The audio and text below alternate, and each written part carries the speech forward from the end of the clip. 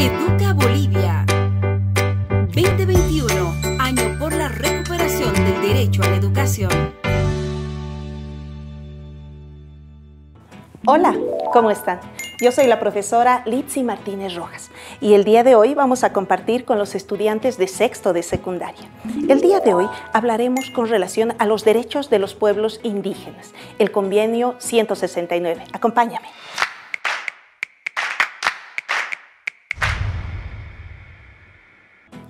La clase de hoy iniciaremos con una frase. Todos los seres humanos nacen libres e iguales en dignidad y derecho. Te presento la siguiente imagen para que tú puedas observarla. ¿Observas la imagen? ¿Qué piensas con relación a la imagen? ¿Qué transmite la imagen? ¿Ves vulneración de derechos? Sí, ¿verdad? Bueno, hace tiempo era común ver eso. Hasta el día de hoy todavía hay resabios de lo que es la vulneración a los derechos, sobre todo a los pueblos indígenas. Bien, sigamos en este proceso de avance.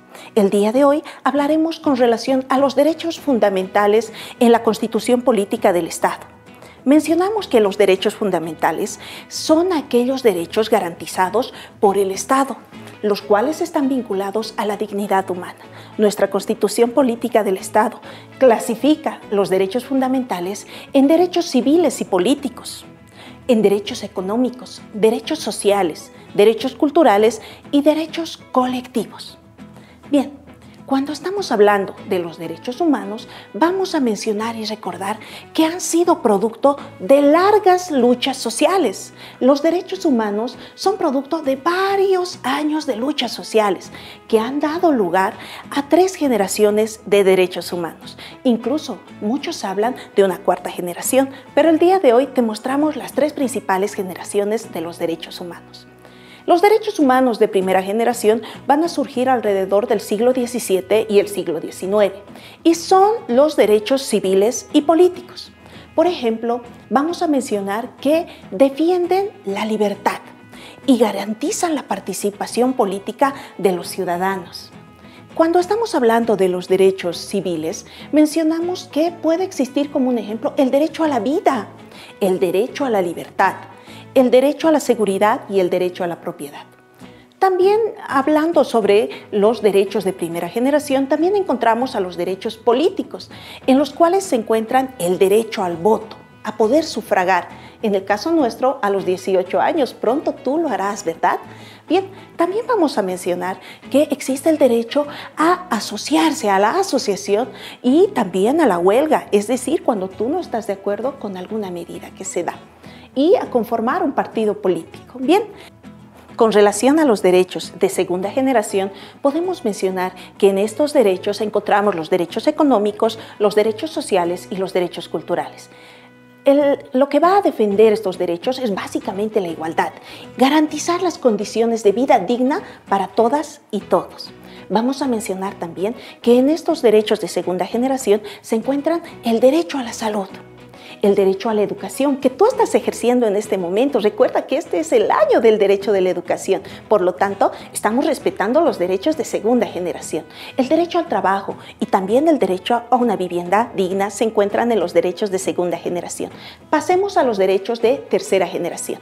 Cuando estamos hablando de los derechos de tercera generación, vamos a mencionar que surgen en el siglo XX y en el siglo XXI.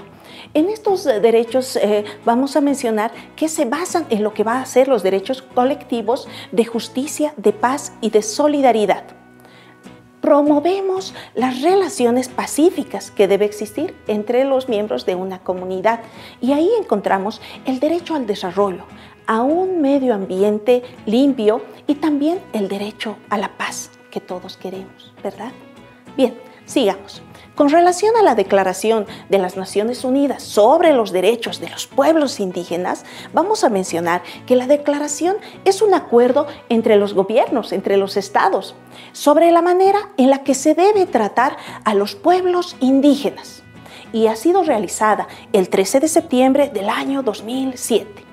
establece que la herencia cultural y lingüística, los conocimientos y los saberes, el medio ambiente y a los recursos naturales, la seguridad alimentaria, la medicina, la salud, la educación y las medicinas tradicionales son muy importantes y hay que protegerlas. Hay que proteger a nuestros pueblos indígenas originarios. El Convenio 169 sobre los pueblos indígenas y tribales establece lo siguiente. Establece que este es un instrumento internacional de obligaciones legales. ¿Para quiénes? Para los estados, para todos nosotros, para poder cuidar a los pueblos indígenas y tribales. Los gobiernos, por lo tanto, tienen la responsabilidad de coordinar y organizar acciones para proteger los derechos de los pueblos indígenas y tribales. Bien, los principios básicos del Convenio 169 establecen, por ejemplo, la identificación de los pueblos indígenas y tribales. Debemos identificarlos. ¿Cómo los identificamos? Establecemos, por ejemplo, los elementos de los pueblos tribales, sus estilos tradicionales, sus estilos de vida. El idioma, también podemos ver las costumbres, las leyes tradicionales que tienen nuestros pueblos indígenas. La organización social también es un elemento que nos ayuda a identificar a nuestros pueblos. El Convenio 169, por lo tanto, también establece la no discriminación. En el artículo 3 del Convenio 169 establece que los pueblos indígenas tienen el derecho de gozar plenamente de todos los derechos humanos y las libertades fundamentales sin ningún obstáculo y, escucha muy bien, sin ninguna discriminación. En el artículo número 4 hablamos sobre garantizar el goce sin discriminación de los derechos generales, de los derechos que están en nuestra Constitución. En el artículo número 20 del Convenio 169 nos habla sobre establecer y evitar la discriminación entre los trabajadores pertenecientes a los pueblos indígenas. ¿Te has dado cuenta qué tan lindos son nuestros pueblos indígenas? Es un tesoro. ¿Cuántos pueblos indígenas originarios existen en nuestro estado plurinacional? ¿Sabías? Es importante protegerlos.